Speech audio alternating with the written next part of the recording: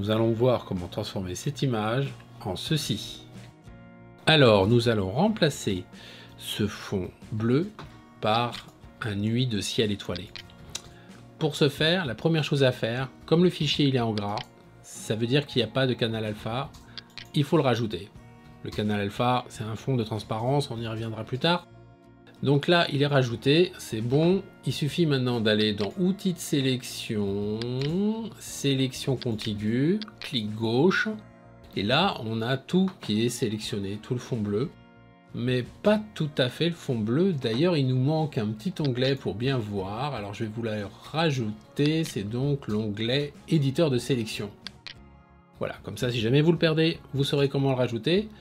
Ce qui est sélectionné, c'est en blanc, ce qui n'est pas sélectionné, c'est en noir. C'est une image monochrome qui est bien utile. Et donc, pour sélectionner plus que ça, il faut aller dans Outils de sélection et Sélection par couleur. C'est aussi accessible ici. Sélection contiguë, sélection par couleur. Voilà, et là on fait clic gauche. Et là on voit qu'effectivement, ça a sélectionné plus de choses. Mais alors là, je vous ai fermé un petit onglet qui est important, on va en profiter pour le rajouter. C'est donc l'option de l'outil. Il faut la voir parce que on peut faire une chose intéressante, c'est augmenter le niveau de seuil. Et là, on refait un clic gauche. Et là, on s'aperçoit qu'on sélectionne beaucoup plus de choses. Ça permet de régler la sensibilité pour la sélection. Donc là, je reviens, je baisse le seuil et je fais un nouveau clic gauche. On va se contenter de ça. Là, j'appuie sur supprimer. Et là, il y a un fond en damier qui apparaît. Par convention, c'est l'effet de transparence.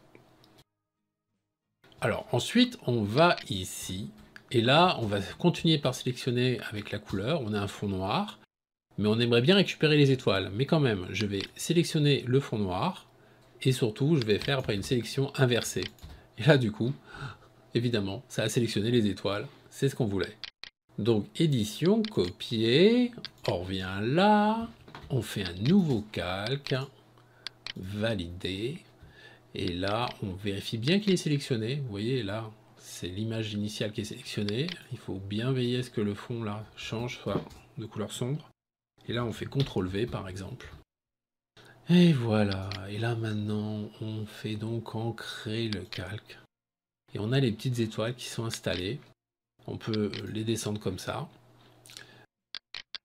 On rajoute un nouveau calque, valider. On vire les autres tant qu'à faire, allez, comme ça on est sûr qu'ils ne vont pas nous gêner. Et là on va choisir l'option dégradé.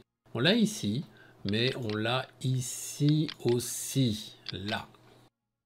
Et donc là, clic gauche, on trace une grande ligne. Et ça fait un dégradé automatiquement. On peut changer de dégradé, hein, on peut en faire de plusieurs sortes. Moi je trouve que celui-ci c'est le mieux. On peut, en cliquant ici, le faire changer aussi de position.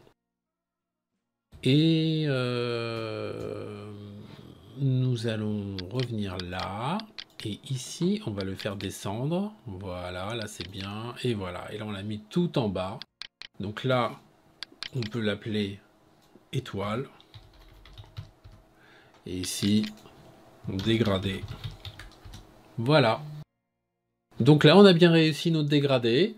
Alors, si vous avez appris des choses, ben, mettez un like. Si vous en voulez plus, abonnez-vous.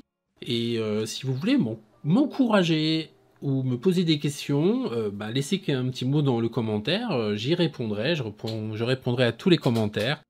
Et je vous dis à bientôt. Ah, si, j'oubliais, pour le format PN, la transparence.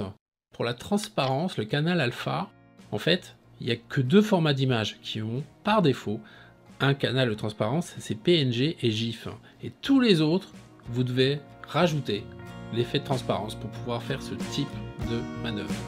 Voilà. Bon allez, à bientôt les loustiques.